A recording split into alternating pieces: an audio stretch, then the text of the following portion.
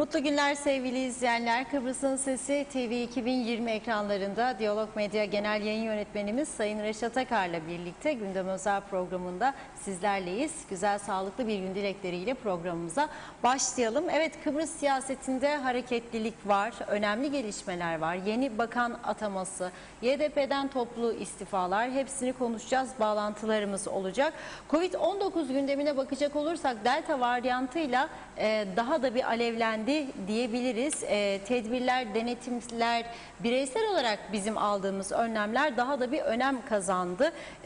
Düğünler, mezuniyetler derken de ülkenin çeşitli yerlerinden öyle görüntüler var ki yorumu sizlere bırakacağız. Bu arada aşı uygulaması hızlandı dedik ama ne kadar kişi aşı oldu ve elde ne kadar aşı kaldı? Henüz bu konuyla ilgili bir bilgi yok.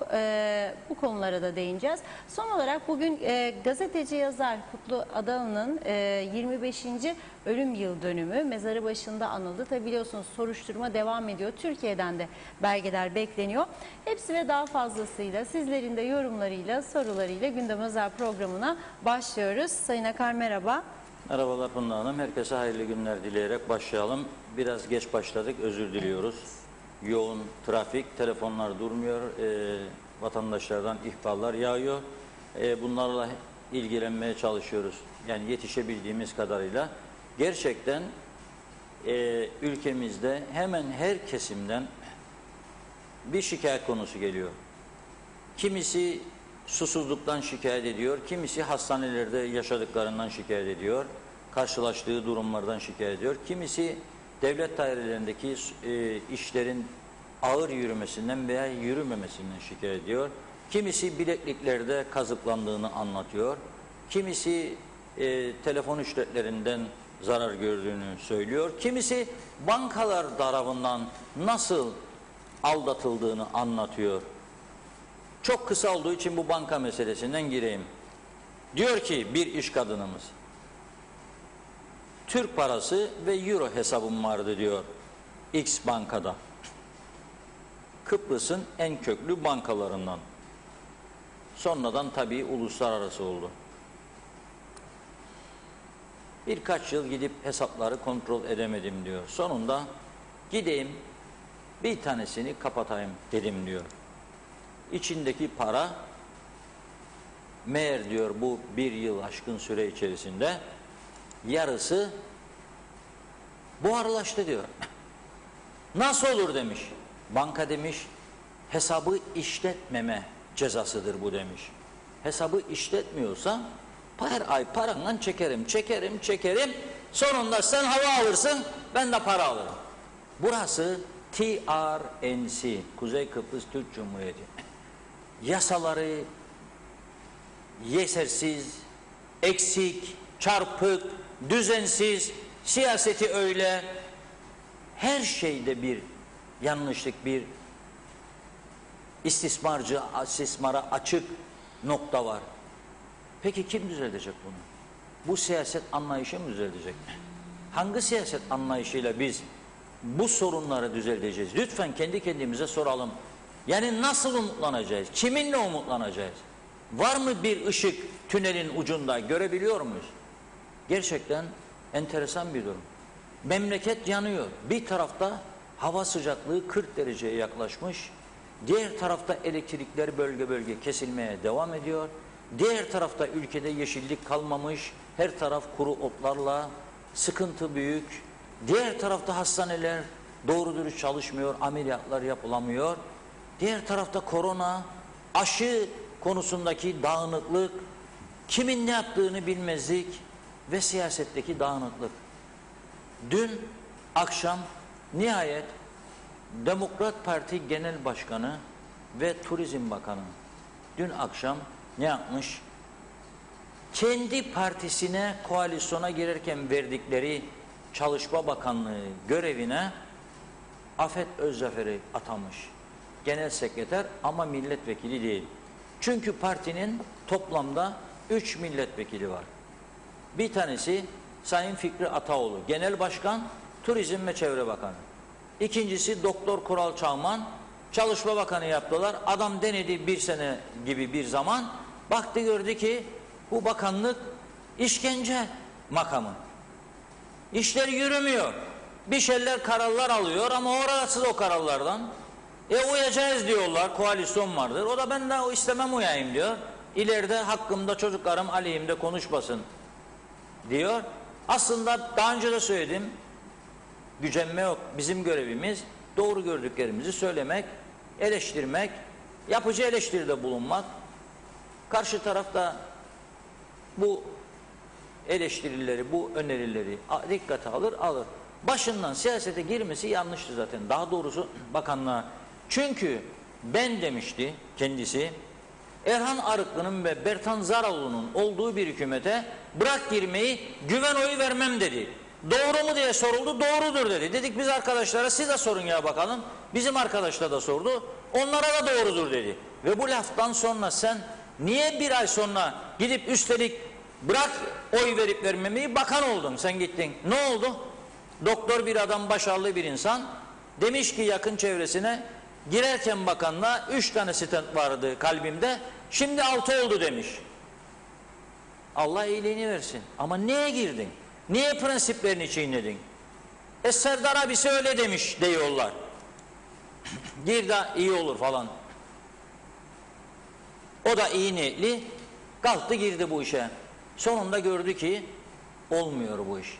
Mustafa Arabacıoğlu da aynı Demokrat Parti'den, Serdar Bey ona da gir dedi, doktorum dedi, girdi ve o zaman da Eğitim Bakanlığı'nda 1-2 ayın içerisinde iş olmayacağını, hiçbir şekilde sistemin düzelmeyeceğini gördüğü için o da özel arabasına binip bakanlığı terk etmişti, eline çantasını alıp.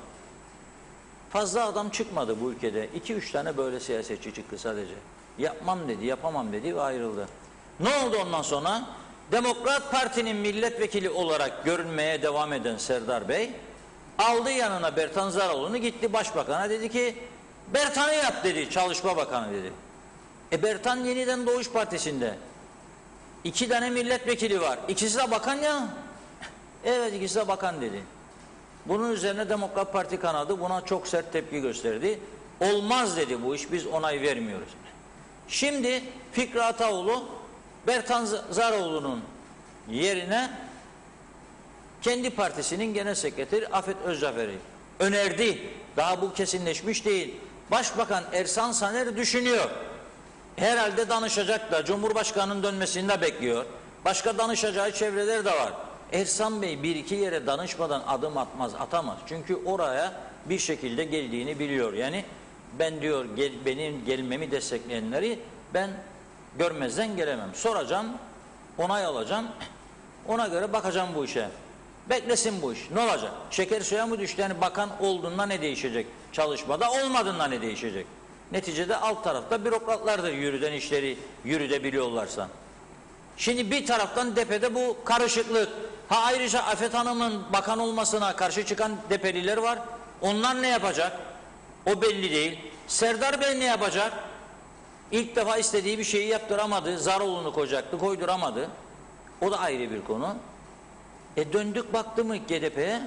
Bertan Zaraoğlu bugün 2011 tane imzayla beraber ayrılmış partisinden ve gitmiş yeni bir parti kuracağım demiş. İstifa dilekçelerini de sunmuş. Noter eşliğinde gitmiş YDP binasına. Yani sonradan biz öyle bir istifa almadık demesinmiş YDP yönetimi. Noteri alarak yanına gidiyor oraya. Benimle beraber diyor 2011 tane istifa vardır. Ve artık partisiyle bir yol ayrımına gelmiş ve yakın bir gelecekte Millet Partisi adı altında bir parti kuracakmış. Türkiye'de de bir zaman Erbakan'ın partisi vardı, Milli Selamet Partisi. Bunun adı da Millet Partisi oluyor. Kıbrıs Türk milleti mi? Olabilir mi böyle bir şey bilmiyorum. Neyse. Başarabilecek mi bu işi? Parti kurulsa da seçime girebilecek mi? Seçimler eğer 3 aydan daha uzun bir süre sonra yapılırsa evet girebilir. Ama seçimler 3 aydan önce yapılırsa, ki yapılıp yapılmayacağını şu anda ne astroloji profesörü Abdülaziz bilir, ne falcı Elmaziye Hanım bilir. Çünkü küçücük ülkenin küçücük siyasileri ne yapar? Sabahtan akşama karar değiştirir. Şimdi UVP kurultayını Ekim'de yapacaksa ve kurultaydan sonra önerdiği komitenin Nisan ayı seçimleri için Nisan ayı olacaksa anladım, o zaman Bertan Bey'in kuracağı parti seçime katılır. Ama eğer UVP çarkı ters çevirirse, ki bu Ersan Bey'in de işine yarar, kurultaydan önce gidelim arkadaşlar deyip bunu parti meclisinde kabul ettirirse, o zaman bu Millet Partisi başka bahara kalır seçime girmesi. Acelesi de yok. Bertan Bey bir süre köyüne gider, tatil yapar, gelir gider. Arkadaşlarıyla örgütlenir, köyleri gezer, yapar. Ama onun dışında 3 aydan önce olursa seçime giremez. Kaç parti zaten seçime girecek ve bu seçim kaç tanesi barajı geçecek? Ve eğer bu partiler halka ne söyleyecek de acaba halk gidip sandığa oy verecek? Soruyorum, burada bizi izleyen herkese soruyorum. Tabii bizi ezici bir çoğunluk televizyonlarından seyrediyor. Dolayısıyla programın altına yorum yazması mümkün değil. Bizi Facebook üzerinden izleyenler yazabilir ama.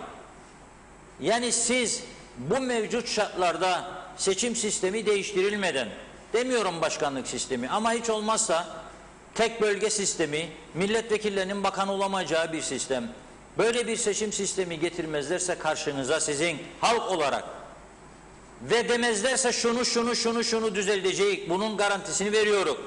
Kur'an burada, üstüne de basıyoruz elimizi yemin vererek demezlerse, siz sandığa gidip bu mevcut partilere oy verecek misiniz acaba? Gönlünüz rahat edecek mi? Umutlanabileceğiniz herhangi bir şey var mı şu an itibarıyla? Mesela çocuğunuzun daha iyi eğitim alacağına inanıyor musunuz? Yani çıkıp şimdi mevcut partilerden biri size dese ki tam gün eğitime geçeceğim ben, buna inanacak mısınız? Son 15 sene bakalım, bütün gelmiş geçmiş hükümetlerin programlarında tam gün eğitim vardır. Bir tanesi yaptı mı bunu? Yapmadı. Ne dedi bize? Ne dediler bize? Dediler ki biz yapacaktık ama ömrümüz yetmedi.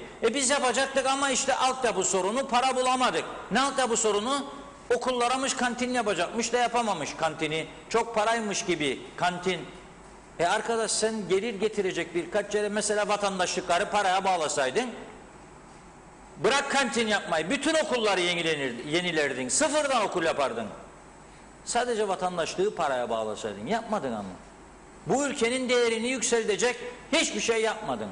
Tamamen işte günlük politikalarla, partilerin meclis gruplarında söylenenlerle onlara iş yapın. Ne konuşur partilerde?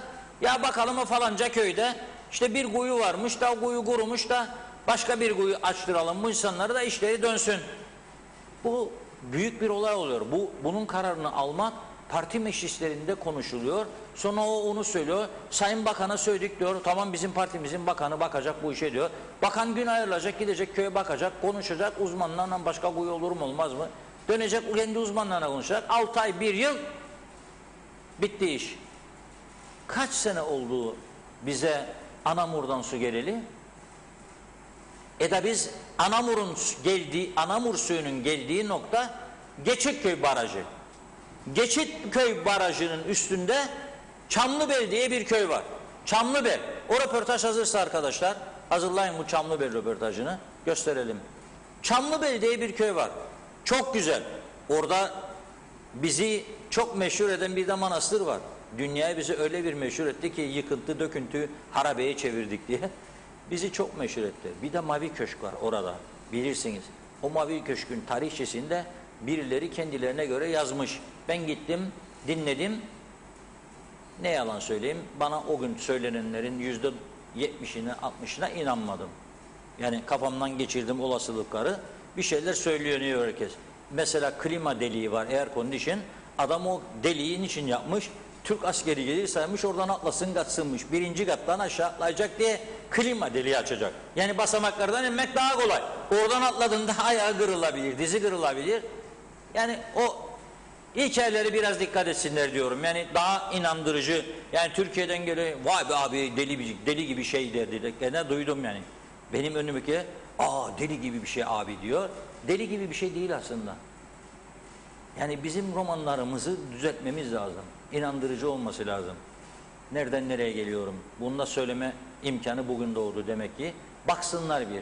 O anlattıkları gelen ziyaretçilere doğru değildir büyük bir kısmı diye düşünüyorum. Çünkü o air condition deliğidir o. Yatak odasındaki eskiden ismi klimalar yoktu. Duvarı kazarlardı. Klimanın büyüklüğünde air condition dedikleri böyle küçük dolap gibi oraya yerleştirilirdi. Sonra harptan sonra oradan klimayı çaldılar belli ki götürdüler. O delik adamın Türk askeri ise kaçma deliği olarak adlandırılır. Bu bir tanesi. Mesela neyse. Şimdi o Çamlıbel o kadar önemli bir yerimiz. Orada Çamlıbel'i Güzelleştirme Yaşatma Derneği falan filan da vardır. Ya nasıl olur? Barajın üstünde otururlar. Altından su dökülüyor. Baraj dolmuş taşmış. Yukarı su çıkamıyor. Neden? Bağlantı yapmamışlar. Kaç sene istersiniz arkadaşlar oradan oraya su borusu uzadasınız. Kaç sene? Bu yetki Lapta Belediyesi'ndeymiş. Lapta Belediyesi maaşları ödeyemiyor. Hayır, Lapta Belediyesi maaşları ödeyemiyor. Nasıl oraya su borusu çekecek da barajdan su götürecek? Peki sen hükümet olarak senin bir su dairen var. Buna mı teslim edeceksin sen insanını?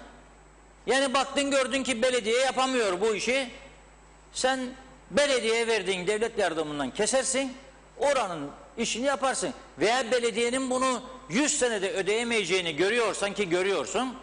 Başka yerlerden kesersin. Oraya verirsin. Bak nasıl şimdi bir anda kendi kendimize uydurduk ne güzel pandemi otelleri, pandemi otelleri, pandemi otelleri diyerek sadece bir ayda 5,5 milyon lira veriyorsun. Pandemi otellerine 5,5 milyon verirsen Çamlıbel'in su boruları 500 bine de olurdu büyük bir ihtimalle. Ama adamlar susuzluktan kan ağlıyor. İzleyelim mi? Hazır mı video acaba? İzleyelim mi? Peki izleyelim. Yaklaşık 10 gündür ama bu su sorunu bizde yani ilk defa bu yıl olmadı. Sürekli vardır. Yani baraj Çamlıbel toprağındadır. Su arıtma tesisi gene Çamlıbel'in içerisindedir. Ve sürekli de bu köy yıllardan beridir hep susuzdur. Yani bu ilk değil son da olmayacak. Evet. Biraz az önce ben şeyden geldim, DSİ'den geldim buradan. Gittim oradaki müdürle konuştum. Adam diyor ki biz sürekli aynı suyu basarız yaz kış. Yani talep olduğu sürece su basılır oradan. Belediyeyle konuşun, belediye der yetersizdir su. Bizim ayrıca bir de pınar suyumuz var. O da gelirmiş belediyenin verdiği bilgiye göre. Ama neticede artık idare mi yok, kötü idare edilir. Onu çözemedik daha. Sürekli bu susuzluğu çekerik burada. Herkesin aşağı yukarı %70'inin evinde su kuyuları vardır. O sular da azdır ama yani düz yer olduğu için burası, altı da kir olduğu için tuvalet kuyuları karışır bu suların içine ve insanlar mecbur kalır o suları kullanmaya. Yani aşağı yukarı köyün şimdi %30'u o suları kullanır. Yıllardan beridir bu sorun sürer. Yani sözde bizim şimdi aktarmalı gelir bu su buraya. Buradaki pompa istasyonundan tepe başına basılır. Oradan aktarmalı başka bir depoya gider. Oradan da bize gelir. Bizim depomuza gelir. Şimdi o diğer köylerin ihtiyacı olduğu sürece bize su yükselmediği için bizim depoya geçmez su. Asıl sorun buradadır. Ayrı bir hat istedik biz. Yani ayrı bir hat çekilmesini istedik ki oradan aktarmalı gelmesin. Direkt bizim depoya gitsin. Bugünlerde yapmışlar projesini. Yapılacakmış diye derler. Bekleyip göreceğiz. Maalesef su burada Çamlıbel'dedir, Geçitköy'de. Suyun içindeyiz ama bize su gelmez. Seneler var böyledir. Belediyeye telefon açan, belediye su dairesini açar. Bakana giderik, hiç ilgilenen hiçbiri yoktur. Gidelim gavura, yani birini kavgaya sokacaklar.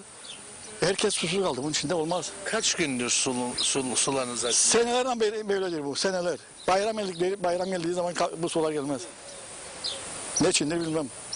Her bayram. Evet. Şimdi şöyle diyeyim, öncelikle yani köye devamlı su akmaması değil de düzenli bir su akışı yok köye. Yani insanlar bunu tedirginliğini yaşıyor çünkü her bayram olduğu gibi yine bayram geliyor ve yine aynı söylemler kulaklarımızda. İşte acaba bayram gelecek ve tekrardan sular gidecek mi? Ama diğer taraftan mesela benim kaldığım yer yüksek bir bölge ve normalde işte bazı günler su geliyor çok az bir miktar, bazı günler hiç gelmiyor. Ve bu da sorun yaratıyor bize. Ha, bendeki deponun büyük olmasından dolayı bir su sıkıntısı yaşamadım ben. İşin gerçeği.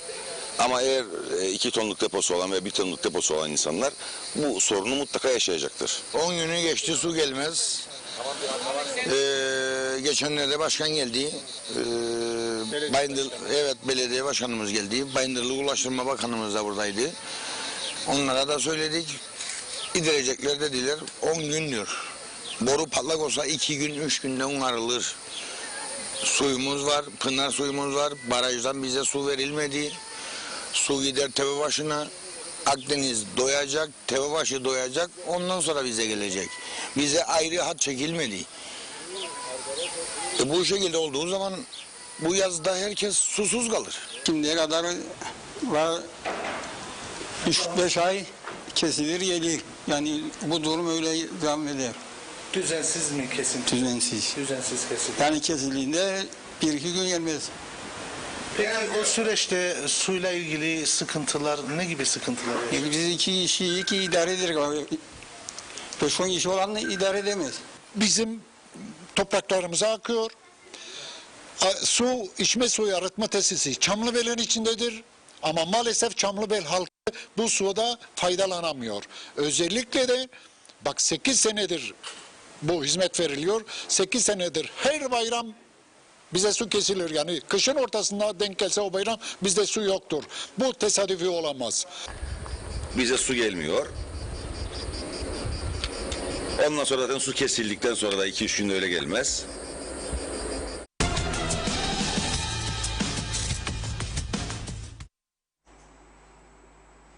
Evet. İzledik değil mi şimdi buradan? İzledik. Çamlıbel köyünün sakinleri. Su boruları patlarmış edermiş. Şimdi biraz önce ne konuştuk burada? Dedik ki biraz önce ne değişecek, ne bekliyorsunuz, ne istiyorsunuz? Sormak lazım. Şimdi bu su dairesine devam mı, devletin su dairesi devam mı etsin, yani tabelası olacak. Bir de müdür atıyorlar, çoğu zaman müdür yok, vekil var falan filan. Ama teknisyeni yok. Patlayan su borusunu değiştiremez. Proje yapamaz. Hiçbir şey yapamaz bu su dairesi. Ben iktidara geldiğimde bu su dairesini bu şekilde devam ettirecek miyim? Yoksa kapatacak mıyım bu su dairesini? Özele mi vereceğim? Birçok Avrupa ülkesinde özel şirketlerdir suyu dağıdan. Stratejik meseledir diyor bizimki. Ne stratejisi? Kuyulardan senelerdir çektiğiniz suları sattığınız belediyeler parayla bize istihdam patlaması yaptınız. Orada köyde çiftçiyi, hayvancıyı aldınız, belediye memuru yaptınız. Ödeyebilirsiniz de onları. Kuyulardan çektiğiniz suları bize içirdiniz, sattınız, paramızı aldınız ve zehirlediniz bütün toplumu. Tuzlu sularından yetişti zepseler, yedi insanlar, kanser patlaması oldu. Devam mı bu şekilde bu su işleri dairesi? Hangi parti çıkıp diyecek? Önümüzdeki seçeneklere bakalım. Hangi parti çıkıp size diyebilir, ben su dairesini kapatacağım? Diyemez. Niçin? Çünkü orada 5'ten 6'dan adam varsa onu 4'ünden çarparlar, 24 oy kaybedeceğim diyor. Kaybedeceksen kaybedeceksin. O insanları işinden at demiyorum sana. Başka bir yere gönderirsin.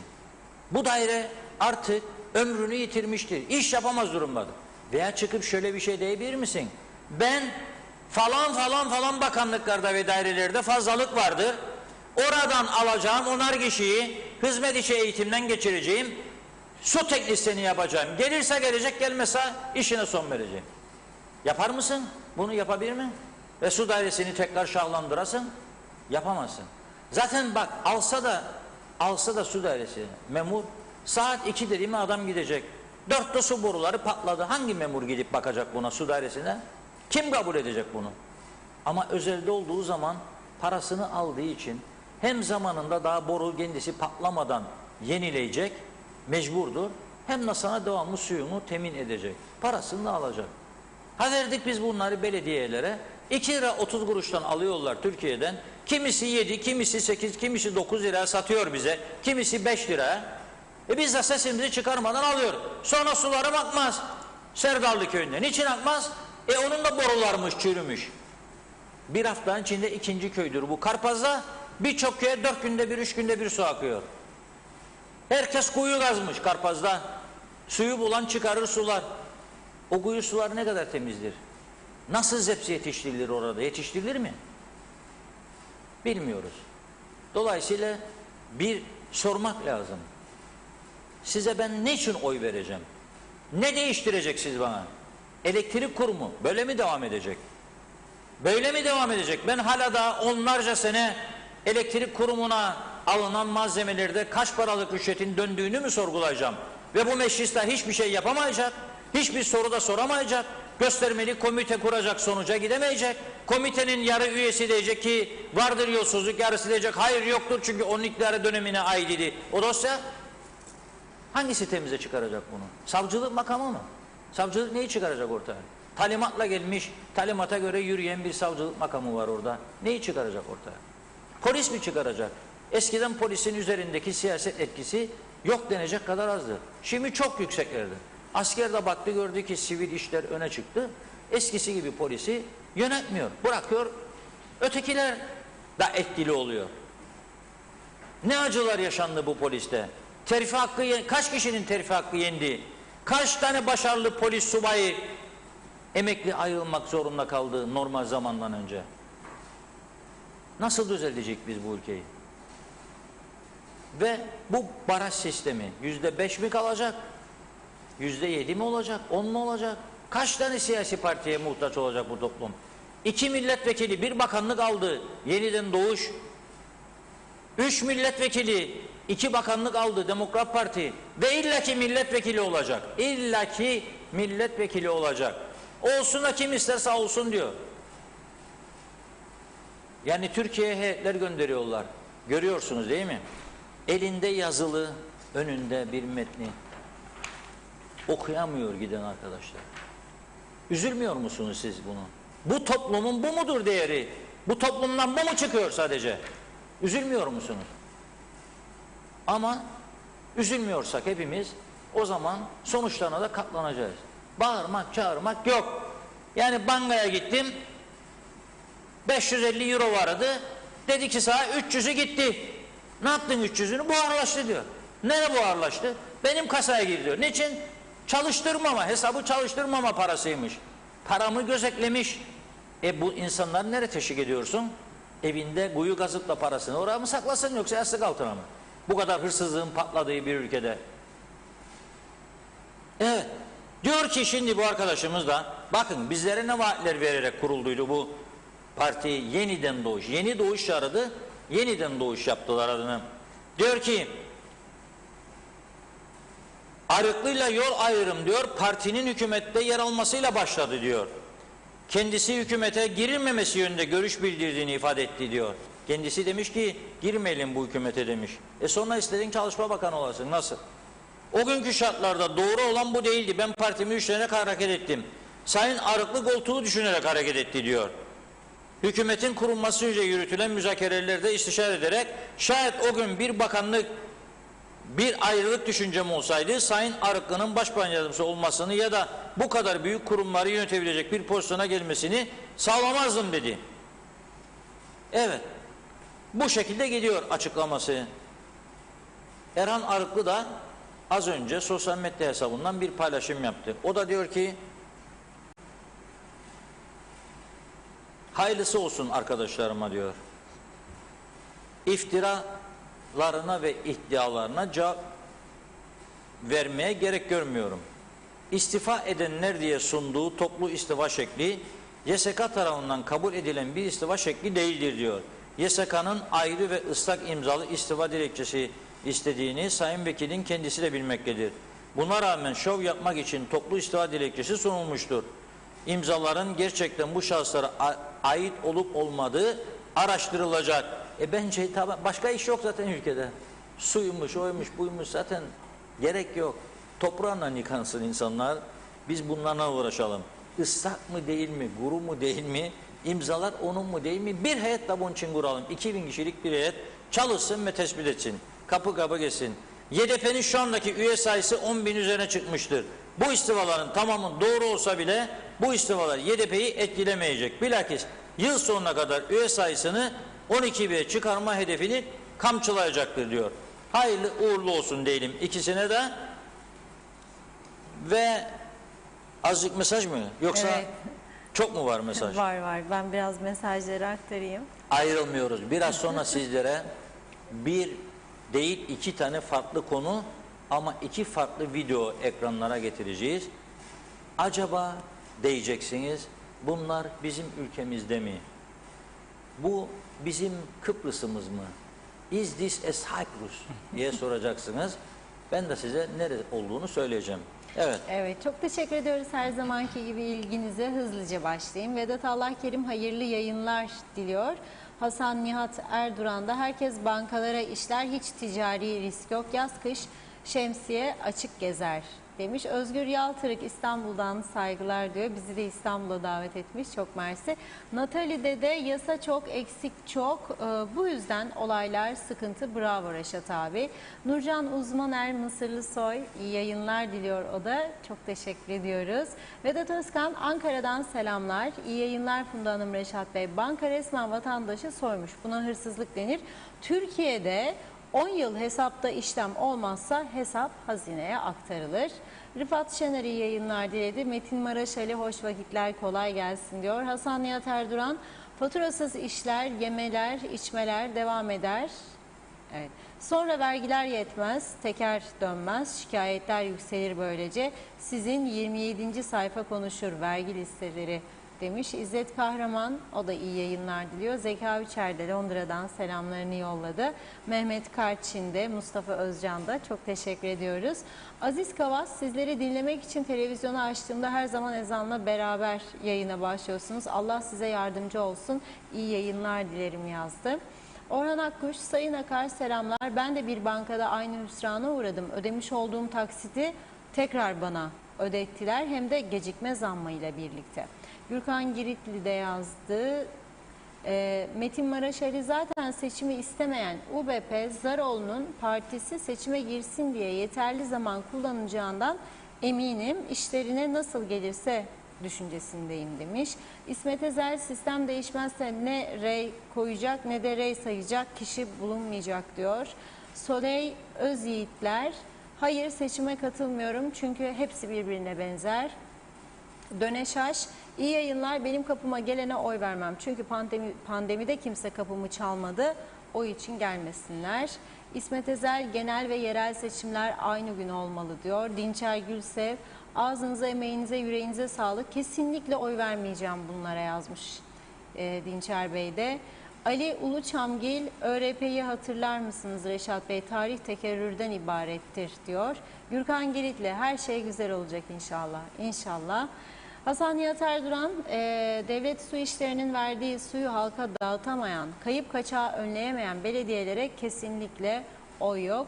Hale Ali Baba Erden, teknokrat hükümet modelinin etkin bir şekilde denenmesini öneriyorum ülkemizde. Yıllardır denenen modellerle dibe battıkça batıyoruz.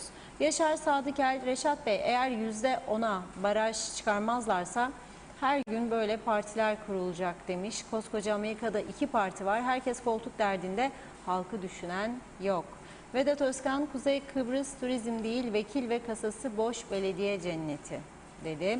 Hale Hanım, Hale Ali Baba Erden, seçim barajının en az %7,5'a çekilmesi, hatta %10'a çekilmesi ülkemizde oluşan birçok anomalinin önüne geçecektir diye düşünüyorum yazmış. Mehmet Sporcuoğlu, memlekette siyasi partiler arttıkça artıyor. Ersan Bey başbakanken seçime girmesinin avantajı olduğunu bilir. Erhan Bey de 3 ayda olmadan önce seçime girerse 1 derece avantajlı olur. Bu durumda Ekim ortasında seçim olacak gibi, hayırlısı yazmış. Ethem Durak selamlar, anlattıklarınız bir şey çağrıştırır. Biz kendi kendimizi idare edemiyoruz. Öyleyse varsın Anastasiadis bize idare etsin, öyle değil mi? İnsanların derdi biter mi? Demiş.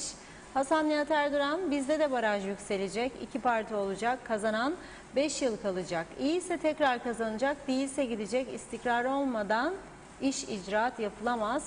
Süt hep beyazdır malum. Emine Bıyıklıgil, Allah'a kaldık Reşat Bey. Yani bizi Allah'tan başkası kurtaramaz. Sil baştan olmasa burada hiçbir şey olmaz diyor. Gürkan Giritli de seçimlerde baraj %10 olmalı. Eser Yurteri, seçim zamanı insanları yine kandırırlar. Çünkü siyasiler profesyonel oldular. Yalan konusunda her köyden geçici ya da mevsimlik 2 tane adam alır. İşe sizi de seçimden sonra alırım der. Herkes gider, yine oy verir. Maalesef düzen bu.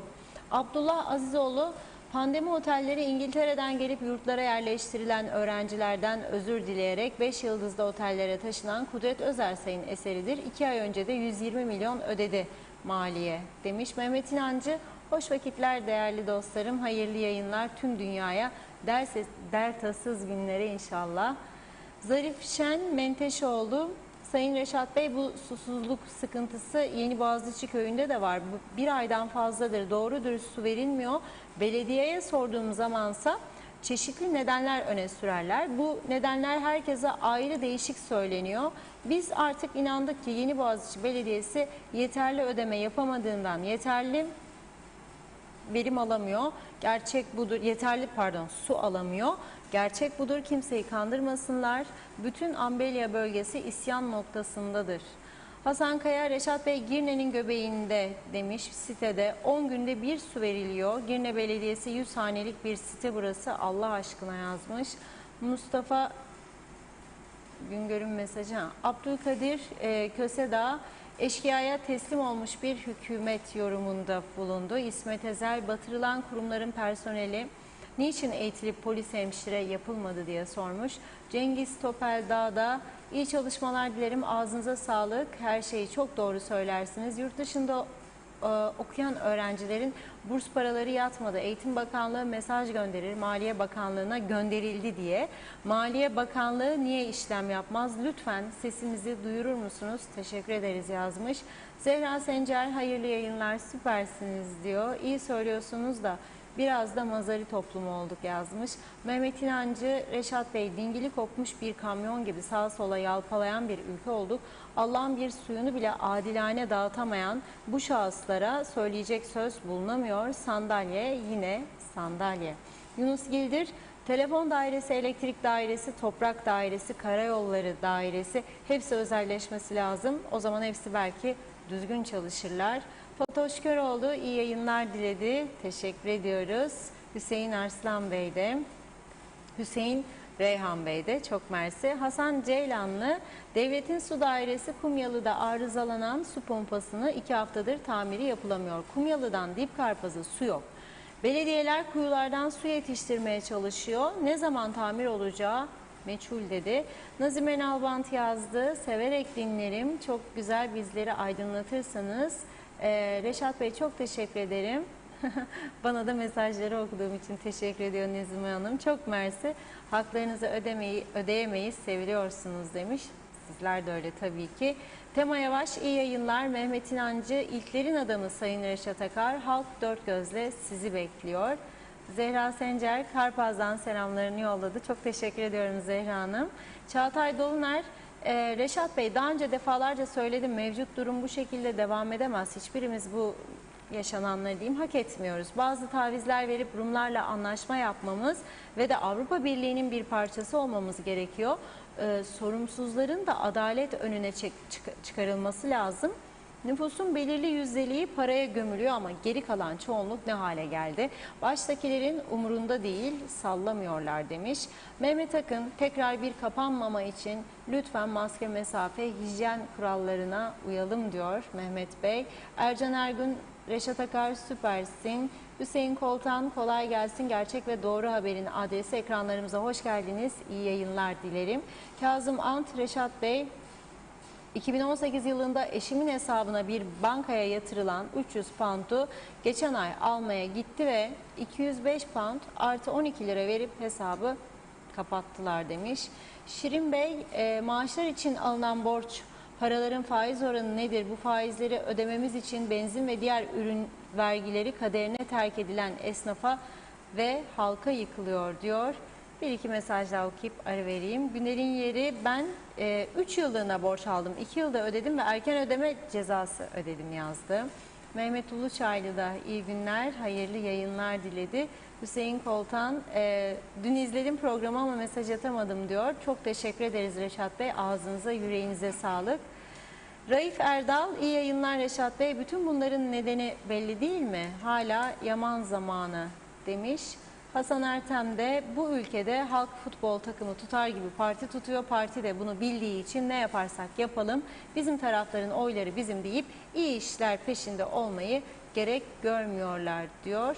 Son mesaj Abey Hüseyin'den, daha devam ediyor da ara vereyim burada. Kıbrıs Türk'ünü Allah değil barış ve çözüm kurtarır demiş diyorum. Sonrasında devam edeceğim yine. Sözü Reşat Bey'e bırakıyorum. Buyurun. Evet, çok güzel yorumlara çok teşekkür ediyoruz. Bir tane yorum gözüme çarptı. Şimdi Sait Kumru Bey'in çok güzel bir laf. Kıbrıslıların kullandığı bir kelimedir. Fortiko'nun diyor aksonası koptu diyor. Allah yardımcı olsun. Fortiko dedikleri araba demek ister. Araba, Kıbrıslar çok kullanırdı bunu. Aksonası koptu diyor. Evet. Vallahi aksona koptu gibi bana göre de. Yani düzeltmek mümkün mü? Mümkün. Ama şartlara baktığımda ben ülke şartlarına çok zor.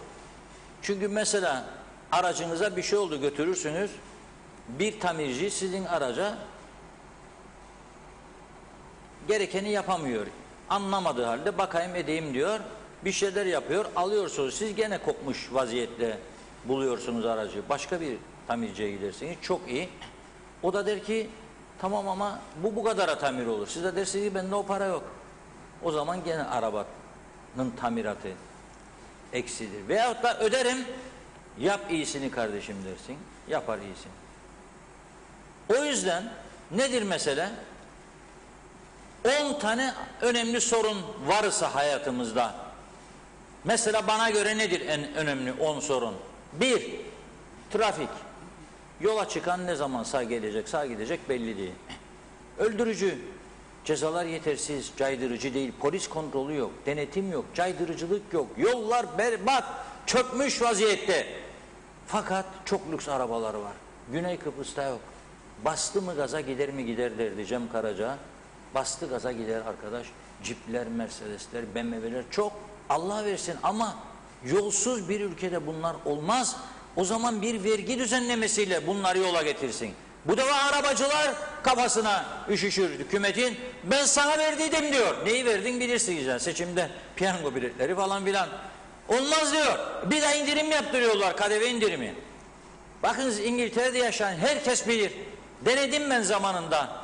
Arabada GTI yazar diye, biraz spor araba diye 4 katı sigorta parası istediler. Arabanın fiyatı 4.000 sterlin, 7.000 sterlin, bir yılda sigorta. Yok dedim, Beytambal kalsın GTI onun. Öğreniyorsun, sana düzen. Niye yapıyor bunu bu İngilizler, bu Avrupalılar? Ahmak mı? Diyor ki çünkü gençler alıyor neticede bu sürat arabalarını. Alacak, basacak, gaza ölecek, ya öldürecek. Ben ona o zaman en ağır vergiyi koyarım, caydırıcı olurum. Devlet bırakmaz kendi insanlarını gidip ölsün veya öldürsün. Caydırıcı olur. Sen ne yapmıyorsun burada? Gidiyorsun meyhaneye, 2 tane ithalatçı galericiyle beraber teki tok ya bak da bizim şeye de idare et birazcık falan filan diye anlarsınız yani ne olduğunu. O da bakarık makarıktır ama sen de bizim bunları yap. Açça 6 ay KDV'ye desin, düşür de biraz çarşı canlansın. Çarşı değildir canlanan. O sektördür canlanan ve bankalara borçlardır katlanan. Ama sektör canlanırmış da falan filan. Sen topladığın paranın büyük çapta kısmını yolluyorsun zaten getirdiğin ülkeye. Sektör, ülke canlanmasını istiyorsan başka sektör var. Demek ki trafik falan filan caydırıcı önlemler. Hangi siyasi parti yapabilir bunu sorarım. Bir tane gösterin bana. Var mı bu cesaret? Tabii trafik aldığımda ehliyeti de terleyecek arkadaş, terleyecek. Durmak, beklemek yasaktır tabelasını bilmeden ehliyet alamayacak. Nedir bu tabela diye sorarım yeni ehliyet alana. Bakar yüzüme. Bunu sormadıydı bana diyor. Neyi sordu sana zaten? Neyi sordu? Var bir tanıdık. Bulun bir abi giden geçen. Arabanın lastik patlar. Tekerleği değişecek bilmez. Böyle mi Avrupa ülkelerine ehliyet verirler? 3 ayrı sınavdan geçerler. Ondan sonra Avrupalı olmak isterik. Olamayık. İmkan almazlar biz zaten. Ben istemem, bana sorsa almayın bizi diyeceğim. Bizde öyle bir kültür kalmadı ki beni alsın Avrupalı yapsın. İki, nedir bu ülkede? Çeteler türedi. Uyuşturucu inanılmaz boyutlarda. Nasıl geçecek bunun önüne? Kim yardımcı olacak? Polis yardımcı olacak mı? Asker yardımcı olacak mı? En büyük güç askerdir. Türkiye yardımcı olacak mı bana? Benim tecrübem azdır. Bu soruların cevapları çok önemlidir. 3. Polisten bahsettim. Polisi adam edebilecek miyik? Polisi daha caydırıcı bir güç haline getirebilecek miyik? Polisin içindeki bazı bozuk çerezleri çıkarıp temizleyebilecek miyik? 4. Yargı. Yargıyı nasıl hızlandıracak? 1 yıl avukat mezun veriyoruz. Ne kadar başarılılar, ne kadar başarılı olabilirler, ne kadar mesleği bilirler. Eskiden dava açmak, avukata gittiğinizde basit bir konuda avukat derdi, uğraş be, bununla be arkadaş, be bey, be kızım falan. Çünkü yoktur böyle bir şey bunlar. Şimdi ne der? Açalım bir davacık derler. Yeni mezun olduğu iş yapmak ister. Tecrübe yok, hiçbir şey yok. Aç davacık, sen de o da sürünsün, davayı açtığında sürünsün mahkemede. Hiç suçun yokken git gel mahkemelere. Nasıl düzeleceğim ben bunu? 4. Sağlık. Bu şekilde mi düzelteceğim? Doktor sabahtan, hepsi için söylemiyorum, kusura bakmasınlar. Canla başla çalışanları ayırıyorum. Onlar kendilerini bilir zaten. Ötekileri de bilir zaten. Yani saat 10'da geleceksin hastaneye bana. 11.30'da gideceksin. Özel hastaneye veya kliniğe. Ben sana bu düzeni yaşatmayacağım. Peki oy verecek mi bana, o ve çevresi? Kim yapacak bunu? Kim bunu söyleyebilir? Hadi seçimler var. Sendikalardan adayları var. Mesela sol partilerin adayları genellikle tıp iş falan filan. Dev iş, tıp iş, kıtams. Sendikaların adamları orada. Nasıl diyecek bunu? Nasıl düzelteceğim masrafı diyecek? Peki hangi yüzden o zaman manifestolarınıza koyuyorsunuz eğitimde ve sağlıkta tam güne geçeceğim diye? Nasıl geçeceksin tam güne eğitimde, sağlıkta? Eğitim biraz evvel söyledim. Seçim manifestolarına koyuyorlar, hükümet programlarına koyuyorlar, sonra yapmıyorlar. Diyorlar ki gerekçe belli, altyapı sorunu vardı eğitimde de tamamlayamadık. Başka ülkede olsa seni boynundan asarlar. Yalan söyledin, kandırdın halkı diye. Burada herkes gülüyor. Ha doğru ya, çocuklara bir kantin yapamadık. Nasıl yapacaktınız? Siz de haklısınız derik. Çünkü başka beklenti var. Aman dokunma, ihale var. Aman dokunma, çocuğun terfi var. Aman dokunma, başka bir işçik var. Olmayacak işçiyi yapacak. Onun için böyle idare-i maslahat düzeninde gideceği. Yapabilecek min sen sağlıkla çıkıp diyebilecek min tam güne geçeceksin? Yapabilecek mi? Var mı cesaretin? Aday yaptığın sendika başkanı ya yardımcısı sana bunu koyduracak mı manifestona? Yapamazsın. Yapamazsın. Mümkün değil. O zaman nasıl düzelecek? Eğitim, sağlık en önemli iki başlıktır. Bütün dünyada.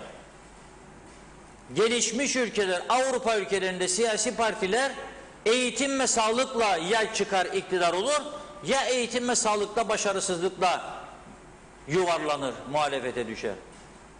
Bizde var mı bunların önemi yok. O zaman eğitim, sağlık, uyuşturucu, yollar, trafik düzeni, mahkemeler nasıl düzelecek bunlar? Su dairesi, telefon dairesi, telefon dairesine hadi gidin bakalım telefon isterim deyin. Yoktur hat o bölgede derler. Arıza vardır. Bildirin arızayı. Kaç günde gelebilirler? Bir hafta, 10 gün, 15 gün, bir ay. Avrupa'da bir telefon, 1 dakika, 2 dakika o bulur arızayı, oradan olduğu yerden size tamir eder. Böyle mi devam edecek biz? Bu şekilde devam. Devam. Özerkleşme. Bizim sağcı, milliyetçi geçinenler, forever tiyarensi diyenler, nasıl forever tiyarensi olacak? Bütün kurumları batırdınız siz. Kurumları batmış, yolları çökmüş, insanlar beyaz tozundan kaplanmış uyuşturucuyla bu ülkede. Trafik terörü, sular akmıyor, elektrikler kesiliyor. Nasıl forever tiyarensi? Hangi gücüyle? Demek ki bir sahtelik var bu sözde. Yüzüne karşı söyleyebilecek miyik bunların? Bu söz sahtedir, inanmıyorum diye. Söyleyemeyecek. Söyleyemiyoruz zaten. Aman beni duymasın. Bakın bana bugün birinin şikayet geldi gene. Ezici çoğunluğu böyle aman adımı verme ha diyor. Ne olacak adını versem? Polis mi gelecek evine? Ne korkan ya? Çıkın ortaya. Bak ben söylüyorum zaten ben kötü adam oldum. Bir yığın düşmanım var biliyorum. Hiç de umurumda değil. İsteyen istediğini söylesin. Eğer bir işi yapıyorsan gelecekte arkandan adam gibi konuşulmasını istiyorsan ama 3 kişi ama 5 kişi ve sen eğer yattığın yerde vicdanen rahat uyuyacaksan yap o işi. Yok vicdanen rahatsız olacaksan ne yapacaksın o işi? Ya da göstermelik dostlar alışverişte görsün yapma. Herkes bugün birçok işten para kazanabilir. Meslek değiştir. Yapma. Biz de aday oluyoruz. Hangi nerede aday oluyorsunuz sorarım. Falan para. Niçin? Benim siyasi görüşlerim var. Nedir siyasi görüşün? İşte ben vatanperverim, milliyetçiyim. Milliyetçi vatanperver olmam mı var? Solcu, en solcuya sorayım o da vatanperverim der. En sağcıya sorayım o da vatanperverim der. Kıbrıs konusu. Ya barış çözüm hepimiz istedik. Böyle mi? Bu zihniyetin nasıl olacak? Hadi sorarım. Söylesinler biri. Hep unuttuk bütün geçenleri. Son 3 senedir topuzlar Allah'a şükür durdu diye vurup ezmiyorlar arabaları diye. Bu mu? 2 kişi öldü. Rumlardan Derinya olaylarında. Keşke ölmeseydi. Ben de çok üzüldüm. Bayrağı çıktı ayağından vururdum, bir yerinden vururdum, inerdi, bir daha yapmazdı. Ama yok da can. Ama üzüldüm, üzülmeye üzüldüm. Ama 96 yılından bugüne 26 sene geçti. Bu adamlar şu anda Selanik'te, Atina'da oradan motosikletlerle eylem yapıyorlar. Bu sene oralara taşıdılar eylemlerini. Buradan Eoka toprağı götürdüler. O toprakları oraya verdiler. Oradan da toprak alıp, çünkü Kıbrıs Yunan'dır diyorlar. Buraya getirecekler ve 19 Temmuz gecesi Metehan kapısında sona erdirecekler. 20 gün 1 Temmuz'dan 19'un gecesine kadar. Bir tanemiz bizim çıkıp sorduk mu? Ey forever tiyarensi diyenler. Neden bir tane atlılar Murada sandallar yapmadınız siz dizisi? Niye bir tane atlılar Murada sandallar belgeseli yapmadınız? Bak 3 tane kanalı var devlet televizyonunun. Sadece bayramlık 1 milyon lira veriyorsun. 15-20 milyon bütçe ayırıyorsun senede. 600 kişi ödüyorsun orada. Neden bir belgesel yok? Atlılar Murada sandallardan daha büyük dünyada ses getiren birkaç büyük olaydan biridir. Yoktur. Neden Taşkent Dohni belgeselini yapmadınız? Bize düştü. Biz çok daha iyi bir belgesel yapmak isterdik. Ama imkanlarımız bu kadar. Vaktimiz sınırlı. Yetişemiyoruz. Teknolojik olarak da sınırlı, insan olarak da sınırlı. Bende 600 kişi yok. Neden yapmadınız? Biz mecbur kaldık yaptık. YouTube'a girerseniz Taşkent Dohni belgeseli Kıbrıs diye bulursunuz. Hayattayken bu insanlar bu trajediyi yaşamışlar. Peki niçin yaptık bunu? Düşmanlık için mi? Hayır. Biz bir şey yapmadık diyorlar öteki tarafı. 74'te geldi barbar Türkleri bizi öldürdü, işgal etti yurdumuzu diyorlar. Biz de göstermek istiyoruz ki hayır sen yaptın 74 öncesinde diye. Peki nerede bu devlet? Forever tiyarensi diyenler hiç gerçekleri anlatmıyorlar. Dün buradan söyledim. Ne dedim dün buradan? Bu yangın meselesini değil sadece bizimkiler, Türkiye Dışişleri'nin de öne çıkarması lazımdı. Bakın bunların insanlığını görün, bizi zorluyorsunuz Avrupa Birliği. İlla bu Kıbrıs'ta taviz verelim, çözüm yapalım. Maraş'ı aşmayalım, oraya dokunmayalım, buraya dokunmayalım. Gemilerimizi çekelim Doğu Akdeniz'den. Ama bu adamlara ne yapıyorsunuz? Bunlara da söyleyin, bu Kıbrıs adası iki toplumundur. Birlikte yaşayacaklar, alışsınlar birbirlerine. Ne demezsiniz bunlara? Yangın meselesinde bile. Ha benim kamyonlarım, bazıları bana taslamasın, neyimiz var da gideceği. Ben bir şeyimiz çok önemli, aletlerimiz var da gidelim demiyorum. 2 tane yangın otomobilin gitmesi de Kıbrıs Türkler de bizimle, bize destek oldu dedirtmek için söylüyorum bunu. Birlikte bir şeyler yapmak için, güven artırmak için söylüyorum bunu. Bunu yapmazsak neyi yapacak? İstemediler ama bir tane Rum gazetesinde bir kelime Kıbrıslı Türkleri bize yardım etmek istediği haber çıkartmadılar. Bunları da savunmuyorum. O 10 tanenin bir tanesi de benim işte bu Kıbrıs meselesidir. Çok önemli bir konudur. Hayati bir meseledir. Beni suçlarken işgalci ve istilacı diye göstermem lazım dünya. Peki bu örgütler nerede? Nerede bu örgütler? Dışişleri Bakanlığı var. Ne yapıyor ya bu Dışişleri Bakanlığı? Cumhurbaşkanlığı var. 200, 300, 500 kaç kişi olduğunu bilmiyorum içinde. Doldur babam dolduruyorlar. Dışişleri Bakanlığı, Tanıtma Dairesi, Enformasyon Dairesi, TAG Ajansı, BRT'si neden çalışmıyor bunlar? Bu kadar ülkede büyük elçilikler. Milyonlarla para gider. Toplansan halktan 3 kuruş vergi, sarılın Türkiye'ye ver, alın paraları dağıdın. Ne üretiyorlar? Niye bakmıyorsunuz? O Rumlar her 6 ayda bir dış Türkler konferansı düzenler. Siz neden bir araya getirmezsiniz dış Türkleri? İngiltere'de, Avustralya'da, Kanada'da, Almanya'da bir hale bizim başarılı insanlarımız var. Deseniz bu insanlara biletini de sen kes. Otelini de sana ödeteceğim gelirler bu arkadaş. Milletine, memleketine hizmet etsin. Onları da örgütleyemedik. Hiçbir şey yapmadık. Sadece bildiğimiz hedeflerimize doğru ilerliyoruz billah. Çok güzel. Ana vatan sayesinde bilmem ne. Çok güzel billah. İşte forever TRNC çok güzel billah. Veya ölümüne kadar demokrasi, barış için ileri, federal çözüm tek seçenektir. Başka bir şey yok. 45 senedir bir taraf onu diyor, bir taraf bunu diyor. Ama ülkede çöktükçe çöküyor. Çukurun içinde, çirkefin içinde yuvarlanıyoruz. Aklımıza birbirimize siyaset yapıyoruz. O onu diyor, bu bunu diyor. Nasıl olacak bu iş? Nasıl düzelecek bu ülke? Hay bana bir çıkış yolu varsa biri desin ki bu şekilde. Öpüp alnıma koyacağım. Nasıl düzelecek? Yani bunları ve vatandaşlarımıza da soruyorum. Biri çıksa ve dese ki şimdi benim söylediklerimi bunları yapacağım. Kaç tanemiz oy verecek? Hadi bakalım.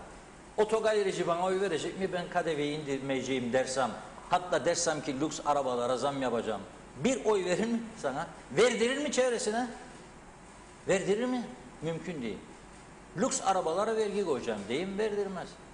Viskiye, sigaraya dokunacağım biraz diyeyim, verdirmez. Hem ithalatçı verdirmez, hem de sigara içen vermeyecek bana.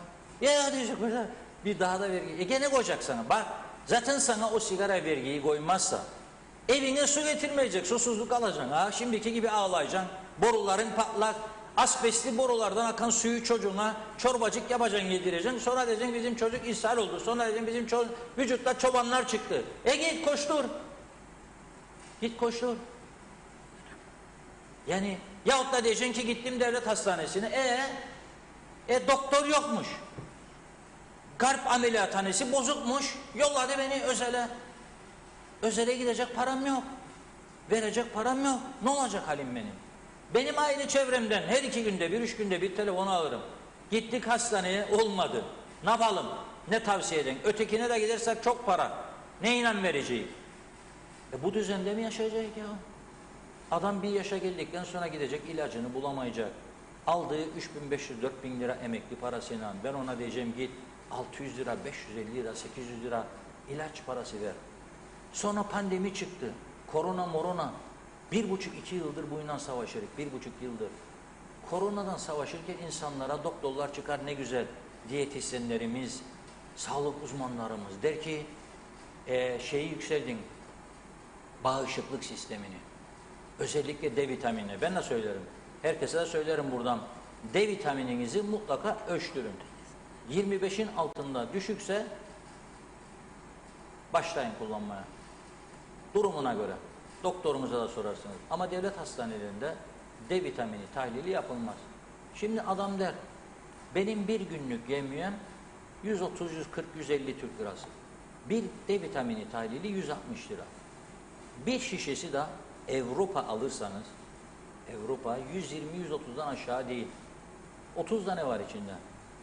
Haftada bir aldığınız 20 binlik veya 10 binlik doz, bir tane aldın haftada 30 hafta götürür seni. Ama ona uyduracaksın 130, tahlili uyduracaksın 160. Tek kişi değilsin evde. Karı koca 2 kişi. 2 de evlat varsa 4 kişi. Nereye çıktı para? 300'den 4, 1200. Hangi parayla? Yapamıyor. Ne insanlara söylerik 2'de 1'de D vitamini ölçtüğünde alın. Kaç kişi alabiliyor? Kaç kişi? Yani birbirimize artık masal, hikaye, yalan dolan düzmece laflarına bu işi götüremeyiz. Götüremeyeceğimizi anlamamız lazım. Şu anda yaşadığımız da bir komedi tiyatrosudur. 2 yıllık parti bana dün hükümet oldu, halen hükümette biri bakan oldu, biri olmadı diye ya işlerinde bilmem ne oldu diye ayrılıyorlar. Bakın. Ötekisi alıp bir başka partinin adamını götürüp onu bakan yaptırayım diyor. Bakalım ne düşüncesi var diye herkes meraklanıyor. Her taraf bir karışıklığı içinde. Gelelim pandemi var diyor. Efendim aşımızı yapalım diyor. Soruyorum günde kaç aşı yapılıyor? Bana sordular dün akşam birisi. Kaç aşı yapılıyor? Reşat dedi bir dostum bana. Vallahi bilmiyorum dedim. Sen bilmesen kim bilecek dedi. Bilmiyorum. Açıklama yapan yok. Soruyorum şu anda sağlık yetkililerine. Kaç kişiyi aşılıyorsunuz? Kaça çıktı rakam? Ben burada açık açık soruyorum. Çünkü muhabirlerimizin telefonlarına çıkmıyorlar, açmıyorlar, bakmıyorlar. Tesadüf bir yerde bulursan da soran ne bileyim der, sorayım der, edeyim edeyim. Kayıt yok, kuyut yok, doğru dürüst bilmiyorum. Varsa çıksın desinler. Nerede yapıyor? Güneşin altında, kavga dövüş içerisinde. Geçen gün bir fotoğraf paylaştım. Bir tane kahraman arkadaş altına yazdı. Ha nerede mesafe övdünüz Rumları? Övdüm çünkü gördüm gözümün am. Koridoru açmışlar. Alışveriş merkezinin Bodrum batında güneş yok bir şey yok. İnsanlar rahat sıraya girmiş.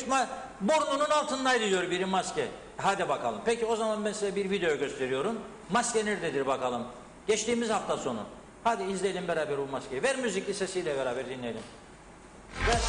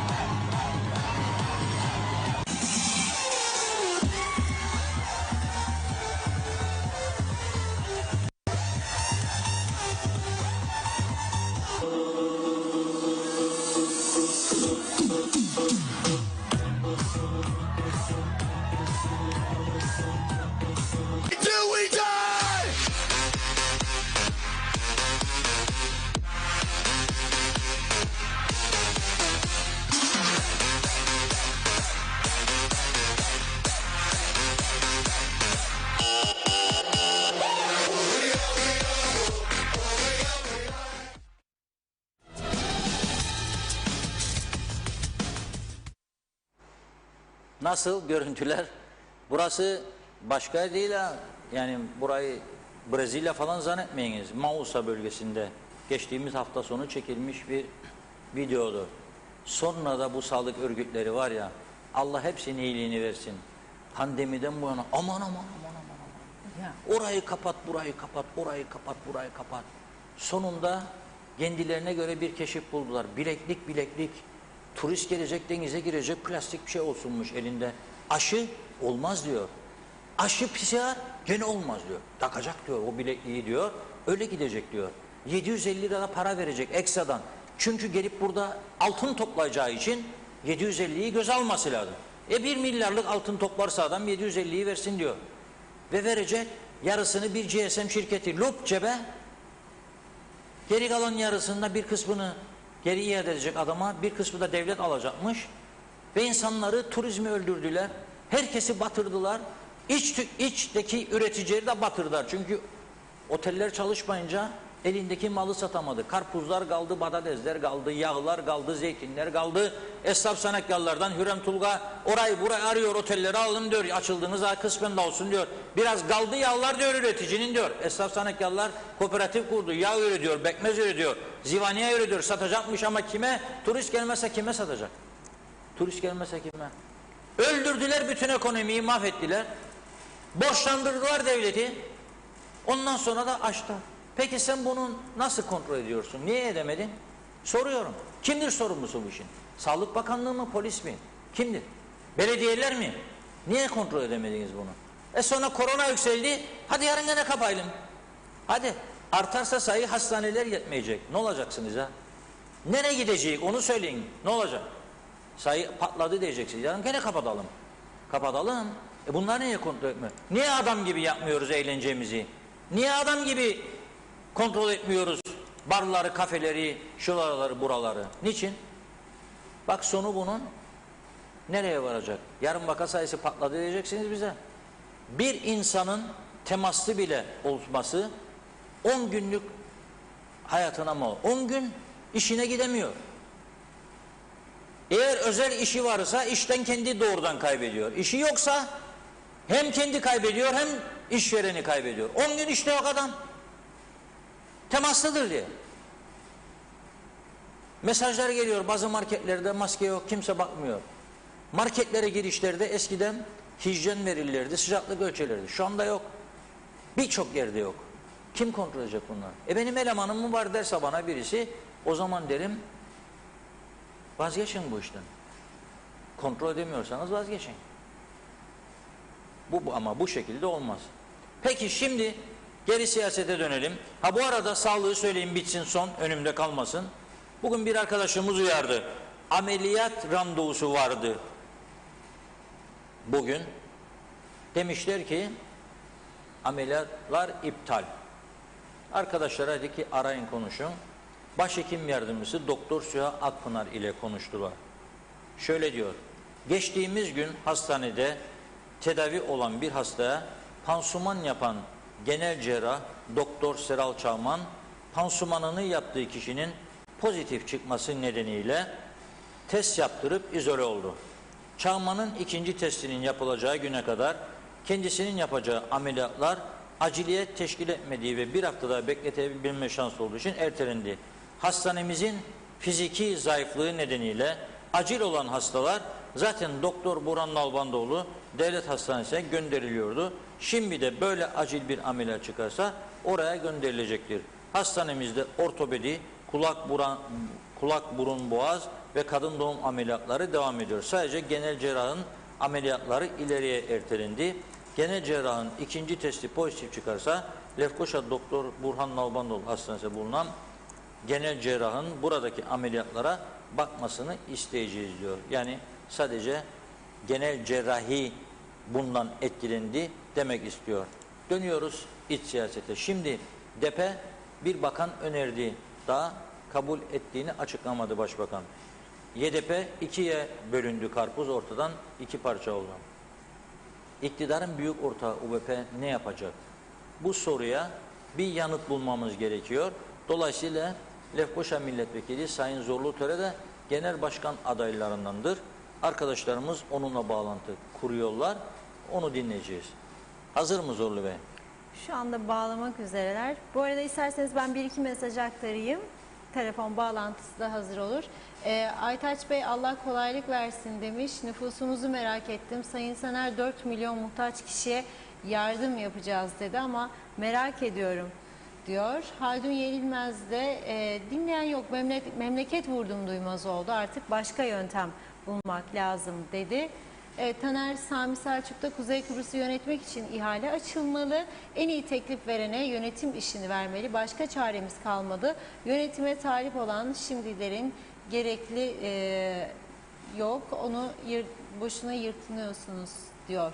Natalya Dede de bu kadar sıkıntı bu adada. Sonra seçim konuşurlar. Sakın kimse gitmesin seçime. Duymak istemiyorum. Ben çoktan yazdım. Seçime gitmeyeceğim dedi. Evet, bu arada telefon bağlantımız da hazır. Sayın Zorlu Töre hattımızda. Merhabalar. Merhaba Funda Hanım. Merhabalar Zorlu Bey, nasılsınız? Merhaba Reşat Bey, merhabalar. Evet, şimdi hızlıca başlayalım. Biraz geç oldu sizi bağlamamız, kusura bakmayın. Siz de izoledesiniz değil mi? Korona izolasyonu, öyle mi? Evet, yani biz evde karantina altındayız. Küçük kızımız bir bulaş oldu. O tabii pandemi otelinde devam ediyor. Biz aile fertleri, diğerleri de ev karantinasındayız. Bugün bir hafta oldu. Tabii ki bugünkü testimizde negatif çıktığı için yarından itibaren biz tabii ki serbest olacağız. Evet. Peki bu arada siyaseti tabii evden izliyorsunuz gelişmeleri. Şimdi hükümetin içinde olanları gördük. 2 kişiyle girdi koalisyona. Yeniden Doğuş teke düştü. Demokrat Parti zaten 3 değildir herhalde şimdi. Çünkü bir tanesi gitti başkasını bakan önerdi falan. Kendi aralarında sorun var. UBP'nin bir milletvekili Cumhurbaşkanı oldu. Yok. Bir milletvekili İstanbul'da gelmiyor. 3 sene oldu. Meclis çoğunluğunu yitirmiş durumda gibi görünüyor. Ne olacak sizce? Ne olmalıdır? Yani kurultay Ekim'de olursa o zaman bu seçimler partinizin önerdiği gibi bu ülke Nisan'a kadar dayanabilecek mi sizce bu şekilde bir yönetime? Yoksa farklı bir formül ortaya çıkabilir mi? Ne diyorsunuz? Tabii ki nisap sorununu eğer düzeltemezse bugünkü koalisyon hükümeti bir baskın seçim gelecektir diye düşünüyorum. 2021 yılında bir seçime gitmek mecburiyetinde kalabiliriz. Eğer Sayın Serdar Denktaş Partisi'nin atayacağı bir bakanı kabullenmezse ve boykota devam ederse hükümeti mecliste nisap sıkıntı yaratmaya devam ederse Sayın Bertan Zaroğlu evet Yeni Doğuş Partisi'nden bugün istifa ettiğini açıkladı ama hükümete nisap sağlamazsa tabii ki bu seçim mecliste nisap çoğunluğunu kaybetmiş bir hükümetle devam etmek mümkün değildir. Hükümet ya istifa edecektir ya da seçim kararı alacaktır. Dolayısıyla bu 1 Ekim'e kadar şu anda tabii ki meclis tatildedir ama şimdi eğer yarın atama olursa Çalışma Bakanlığı'na Sayın Bertan Zaroğlu'nun ve Sayın Serdar Denktaş'ın tavırları ne olacaktır? Merakla bekleniyor bu iki arkadaşın tutumu. Ama Ulusal Birlik Partisi kendi kurultayını çoktan hazırlamalıydı. Köy, mahalle ve ilçe kongrelerini çoktan yapmalıydı. Yani 20 Mayıs'tan beridir yaklaşık. Sayın Genel Başkan Lefke, Değirmenlik, Dipkarpaz, Yeşilırmak her tarafı dolaşıyor. Lapta, Alsancak her tarafı köy bucak dolaşıyor. Dolaşsın tabii gayet normal. Ama köy, mahalle ve ilçe kongrelerinin de bu arada yapılması gerekirdi. Parti meclisimiz 7 aydır toplanmıyor. Bir defa toplandı sadece genel sekreteri seçmek için. Parti meclisi yani devre dışı bırakılmamalı. Yetişmez kurultayımız tamamlanamadı. 2 adayımız geri çekildi. Demokrasi büyük bir zarar gördü. Demokratik yapımıza büyük sıkıntılar geldi. Bir de oraya gelen arkadaş tabii demokratik usullerle geldi oraya Sayın Ersan Saner. Ama bir nasıl geldiğini kendisi de biliyor. Adaylar geri çekildiği için ve kurultayımızda büyük bir deprem yaşadığımız için oraya gelip kendisi oturdu. Dolayısıyla demokratik mekanizmayı Ulusal Birlik Partisi'nde sağlıklı bir şekilde çalıştırması gerekirdi. Çalıştırmamız gerekirdi. Genel sekreterliği 4 ay sonra seçmemiz doğru değildi. Hemen arkasından Aralık ayında genel sekreter seçimi olması gerekirdi. Ve partinin köy, mahalle, ilçe kongreleri de bu Mayıs ayından Mayıs-Haziran sonuna kadar tamamlanmalıydı ve kurultayımız da Temmuz ayında, Ağustos ayında, Eylül ayında yapılabilirdi ve bir baskın seçime de hazır olabilirdik. Yani 2021 yılında yapılacak bir seçime de Ulusal Birlik Partisi hazır olurdu. Ekim ayının sonunda yapılacak bir kurultay doğru bir tarih değildir. Çünkü Ekim ayı bütçe görüşmelerinin başlayacağı, yeni yasama döneminin başlayacağı, belki de hükümet krizinin oluşacağı bir aydır. Belki de 2021 yılının sonu gelmeden bir baskın seçime evet demek mecburiyetinde kalabiliriz. Eğer nisap sorunu devam ederse. Bu durumda Ulusal Birlik Partisi kendi kurultayını Eylül ayının içerisinde mutlaka tamamlamalıdır diye düşünüyorum ben. Parti meclisimizi en nihayet 7 ay sonra Sayın Ersan Saner Bey Genel Başkan olarak 9 Temmuz Cuma günü saat 16'da toplantıya davet etmiştir. Ama bu tabii ki bu toplantıya davet etme çok gecikmeli olmuştur. Bunlar doğru yaklaşımlar değildir. Doğru yönetmeliyiz. Partimizi de doğru yönetmeliyiz. Cumhuriyet Meclisi'ndeki komiteleri de doğru yönetmeliyiz. Cumhuriyet Meclisi'ni de doğru yönetmeliyiz. Ülkeyi de doğru yönetmeliyiz. Yani ciddiyet her yerde hakim olmalıdır. Dürüstlük, etik değerler her yerde etik olmalıdır. Öne çıkmalıdır. Sizin bahsettiğiniz konuşmaları hepsini dinliyorum. Evet, Ülkede insanlarımızda büyük sıkıntılar vardır. Devlet sosyal devlet olmalıdır, hukuk devleti olmalıdır. Ve insanı yaşat ki devlet de yaşasın prensibini biz zirveye çıkarmamız, ileriye çıkarmamız gerekir. Halbuki biz en küçük sorunların içerisinde boğuluyoruz, işte su sorununda boğuluyoruz. Çöp yığınlarının içerisinde boğuluyoruz. Bunlar doğru şeyler değildir veya küçük küçük ödemeleri bile Maliye Bakanlığı geciktiriyor. Yani pandemiden dolayı parasını yatıran bir takım insanlar vardır ve ki bu paralar geri iade edilmesi gerekir. Onları bile ödemekte, geri ödemekte ciddi sıkıntılar yaşıyoruz. Ve insanlarımız tabii geçim sıkıntısı çektiği için de ciddi olarak bu konulardan şikayet etmektedirler. Seçim konusunu ifade ederken bu şekilde tabii baraj sistemi üzerinde de konuşmalar yaptınız. Tabii barajın yükseltilmesini Ulusal Birlik Partisi ister ama buna tabii Cumhuriyetçi Türk Partisi yanaşmıyor. Hatta barajın %3'e düşürülmesini söylüyor Cumhuriyetçi Türk Partisi. Diğer partiler de %10'un altında oy aldıkları için %8, %10 barajına yükseltme diye bir konuşmalar, görüşmeler, şu anda seçim sistemini ele alalım şeklinde yaklaşımlar maalesef olmadı mecliste. Sadece karma oyu kaldırırsak yeterlidir diye konuşmalar vardır. Ama barajın yükseltilmesi yönünde herhangi bir düşünce hasıl olmuş değildir. Sizin partiniz baskın bir seçime hazır mı? Biz kurultayımızı yapmadan baskın bir seçime gitmemeliyiz diye düşünüyorum. Kurultayımızı çok süratli yapmalıyız. Madem ki mecliste nisabı düşmüş bir hükümet vardır, o zaman seçim de kaçınılmazdır esasında.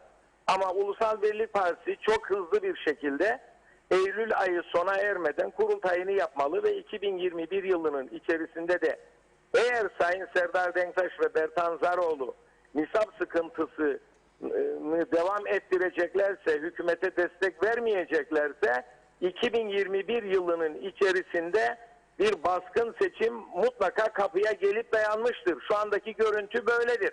Bu şekildedir. Evet. Yani çünkü mecliste nisap kalmamıştır. Hükümete destek veren nisap yoktur.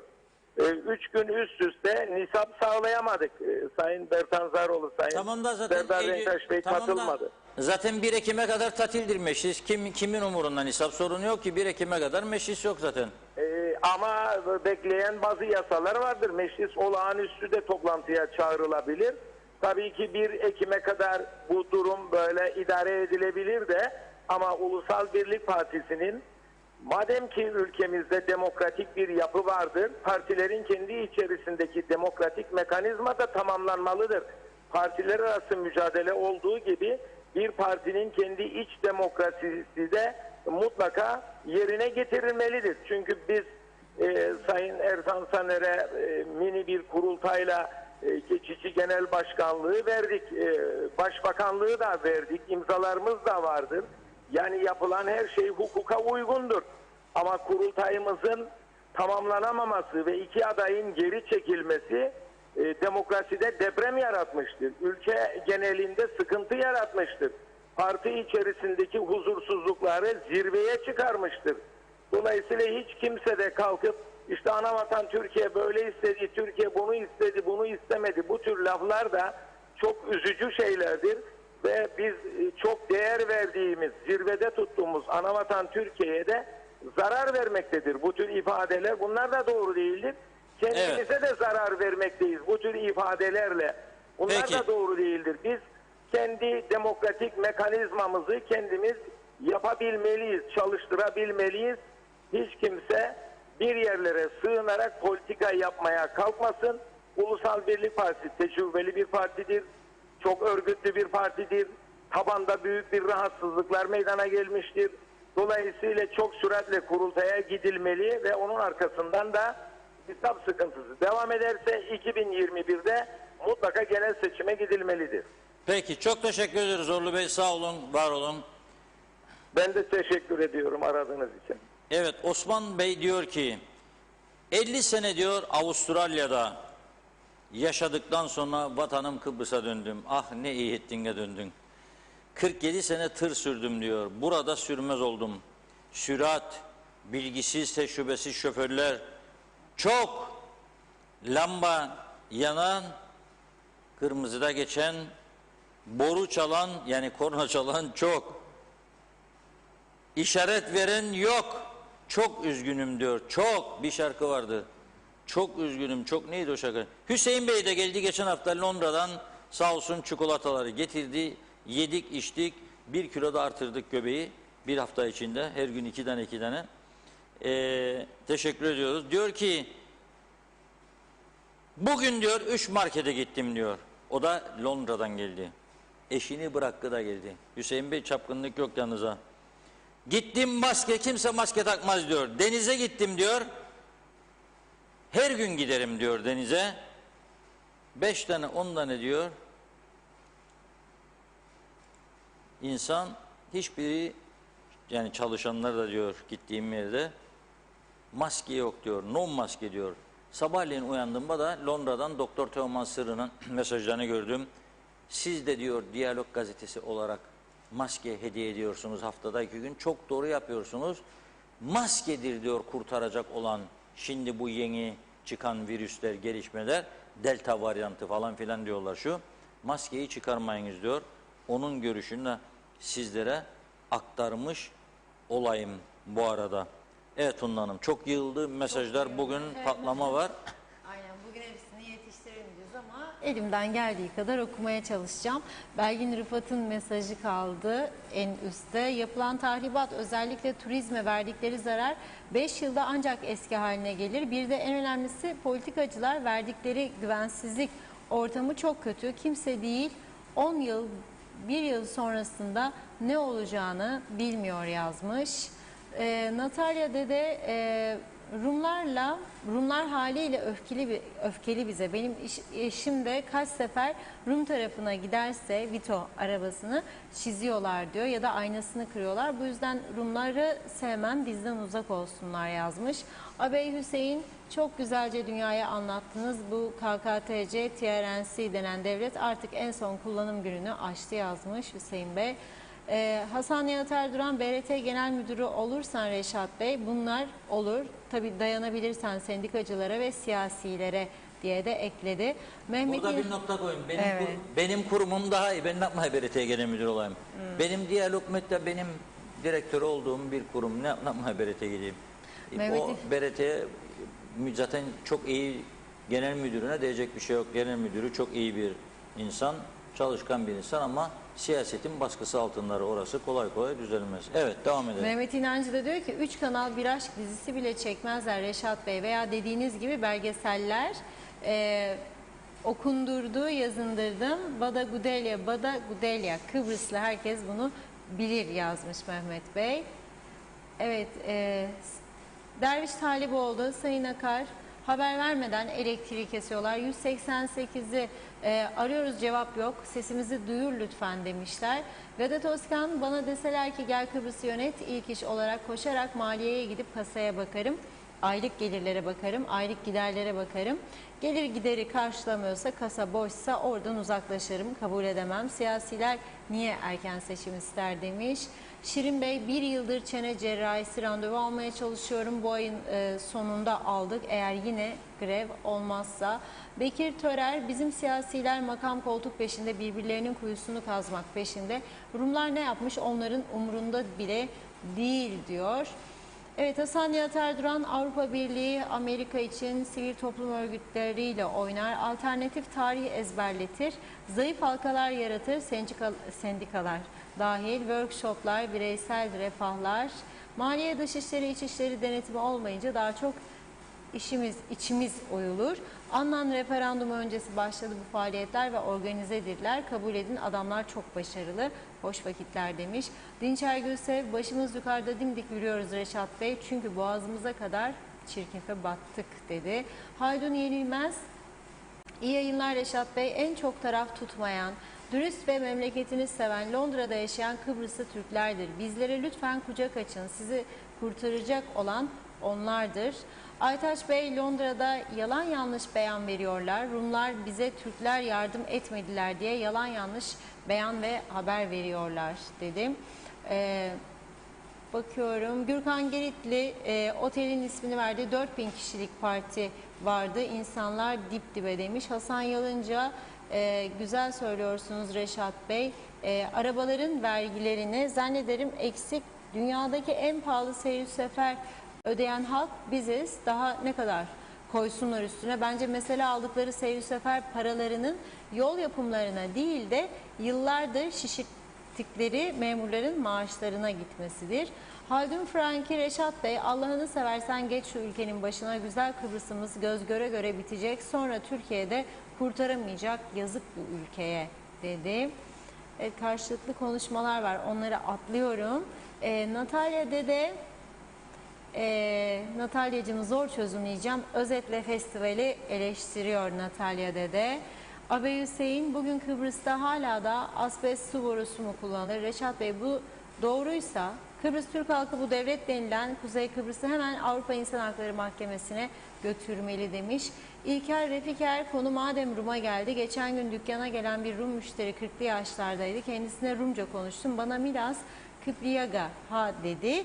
Orada yetişen gençlere bakın nasıl yetişiyor. Kıbrıs Rum'dur ve konuşulan dil de Kipriyaga'dır. Yorum sizlerin demiş. Doğa Dilber, mesajınız eksik kalmış. Tamamlarsanız hemen okurum. Mehmet İnancı, geçsin bu krizler, çok insan adayı terk edecek. Reşat Bey, gidişat bu yöndedir. İzlediğimiz diskoda coştular ama haklarında hayırlı olur inşallah. Natalya dedi, Reşat abi bir kapatsınlar, bu ada çok kötü olacak. Eminim ki iş bulamayanlar sokağa dökülecek artık ve büyük protestolar olacak diyor. Hasan Nihat Erduran, Doktor Seral Çağman'a geçmiş olsun dileklerini iletti. Necdet Mavi Gözlü, ben Mausa'daki gösterileri gördüğümde Brezilya ya da Rio Karnavalı'ndan alıntı sandım.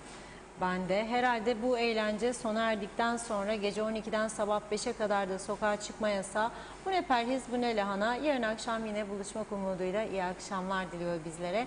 Şirin Bey, çöpler, şişeler, plastik, cam hepsi beraber atılıyor. Neden belediyeler bu çöpler için ayrı çöp kutusu koymuyor dedi. Mehmet Uluçaylı da düğünlerin açılmasından sonra herkes yarışa girdi. Aman kapanmadan düğünümüzü yapalım diye. Peki ya sonuç ne olacak? Kimse korunmuyor demiş. Hasan Nihat Erduran, Zorlu Bey'e de geçmiş olsun dileklerini iletti. Salih Mullalı, Kıbrıs zaten kapalı, bir açık, hava hapishanesi gibi. Girişler muntazam kontrol edilirse ne maskeye ne de korunmaya gerek kalmaz. Kurtarılmış bir mahalle gibi olur diyor. Süheyla Ünal, Reşat Bey, Cuma günü Sağlık Bakanlığı'ndan aşı için randevu aldım. Pazar 3.30'da aşı olacaktık ama gittik ki saat 3'te aşı bitmiş, yarın gelin dediler. Peki neden mesaj atıp bilgilendirmiyorlar dedi. Metin Maraş Ali, adaylar geri çekildi dediniz. Bence geri çektirildi. Tavsiye üzerine, sizin deyiminizle tavsiye işe yaramadı demek. Hasan Çevik, benim bir önerim var. Ülkemizde bulunan beceriksiz siyasetçilere, İsveç veya Finlandiya'dan emekli olmuş siyasilere 10 yıl ülkelerimizi yönetmeleri için ricada bulunalım. Belki bu zamanda ülke düzelebilir. Bilhassa bu servetler nasıl yapıldı ortaya çıkar diyor. Belgin Rıfat, kurultay işi yalan dolan. Bence demiş hükümet bu durumda laf. Kimse de UBP'nin mişmişlarını beklememeli. Hemen Sibel Siber Hanım'ı Başbakanlığında Hipokrat bir yönetim kurulmalı. Çok geç olmadan Sayın Zorlu Töre isterse meclis başkanlığı yapar.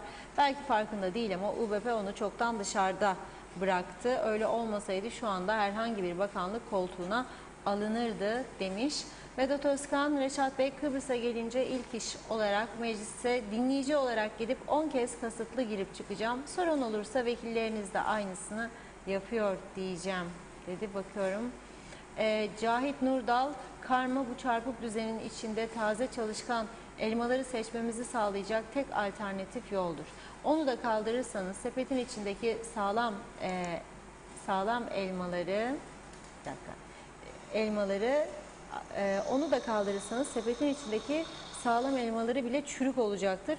Halkın bunu isteyeceğini sanmıyorum. Bu ülkeyi düze getirecek ve bu sistemin içinde bize fayda sağlayacak tek alternatif yol karmadır. Umarım sağlam bir yasayı kaldırmaya yeltenmezsiniz demiş. Çağatay Doluner, Reşat Bey sakın politikaya girme demiş Vedat Özkan, Türkiye geçen yıl geri dönüşümden 250 milyon lira gelir sağladı diyor. Evet, bakıyorum. Evet, sanıyorum mesajları tamamladım.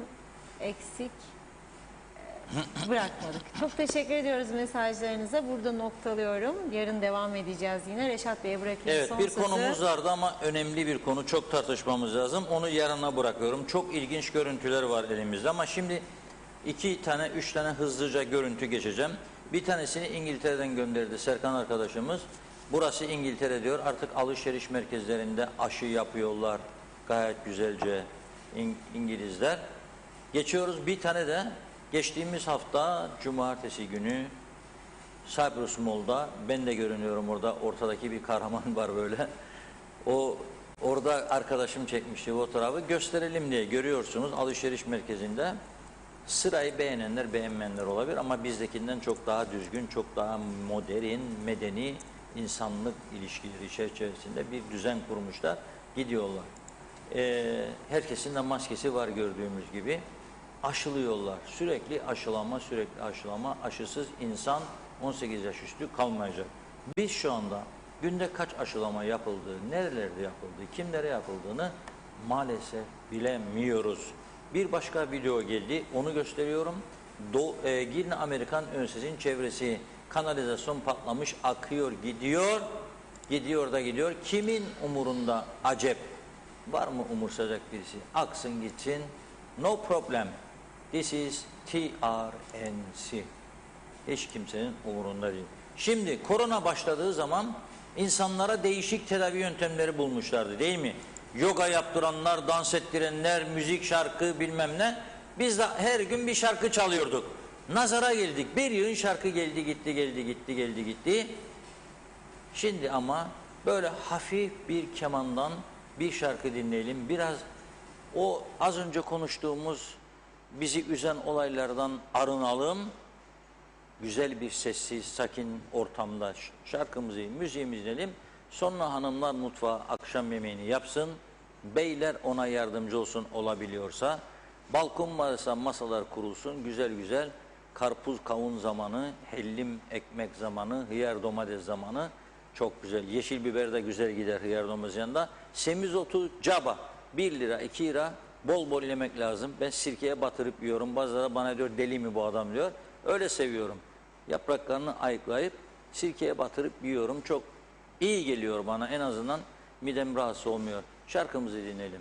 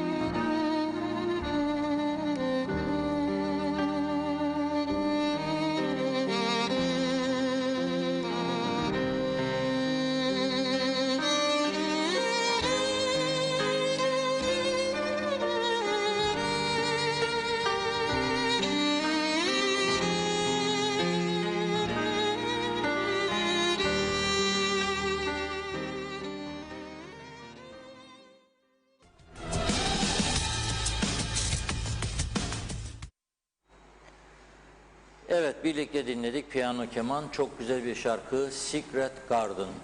Tabii duygusal parçaları herkes sevmeyebilir. Bazı ortamlar vardır, gidiyorsunuz bazı güzel gördüğünüz restoranlar, nostaljik atmosfer falan. Sonra bakıyorsunuz şarkılar uymuyor.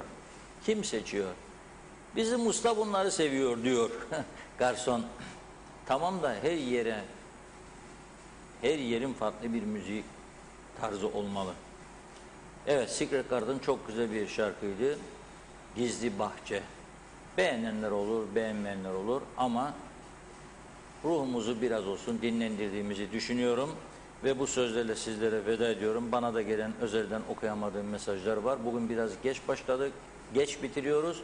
Yarın çok önemli birkaç konumuz var. Bugünden yarına saklıyoruz. Önemli görüntüler tespit ettik. Bizzat kendi arkadaşlarımız, kameramanlarımız gitti. Görüntüleri aldı, geldi. Ama bugün çok sıkıştı program akışı içerisinde. Onları yarına bırakıyoruz. Biz de size çok teşekkür ediyoruz her zamanki gibi ve programımızı burada noktalıyoruz. Yarın yine aynı saatte görüşmek üzere diyelim. İyi akşamlar.